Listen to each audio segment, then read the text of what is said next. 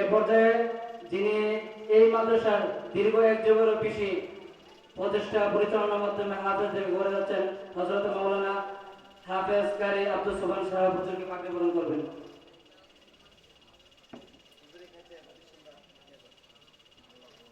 এ পর্যায়ে আমাদের সামনে হাফেজদেরকে পাকড়ি প্রদান করা হবে। প্রথম হাফেজ মোহাম্মদ আবু বকর, পিতা আব্দুল বাসির, গ্রাম ভাটপাড়া, লজিং মাস্টার হল মোহাম্মদ হাবিবুর রহমান, তালসহ পশ্চিমপাড়া ডিঙ্গলপাড়ি।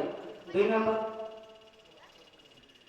নম্বর হলো হাফেজ মোহাম্মদ আল মামুন, পিতা মোহাম্মদ দৌলত আলী, গ্রাম ময়মনসিংহ, জেলা ময়মনসিংহ, গ্রাম কালীনগর, লজিং মাস্টার মোহাম্মদ রহমত আলী, তালসহ পশ্চিমপাড়া চারুবাড়ি।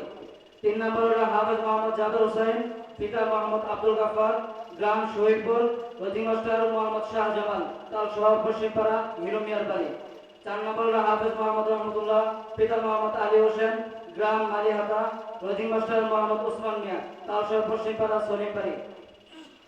5 নম্বর হলো হাফেজ মোহাম্মদ কাউসার আহমদ, পিতা কাজল মিয়া, তালসহ পশ্চিমপাড়া চেরাগালি মিয়ার বাড়ি। 5 নম্বর যিনি আমাদের এলাকার সন্তান।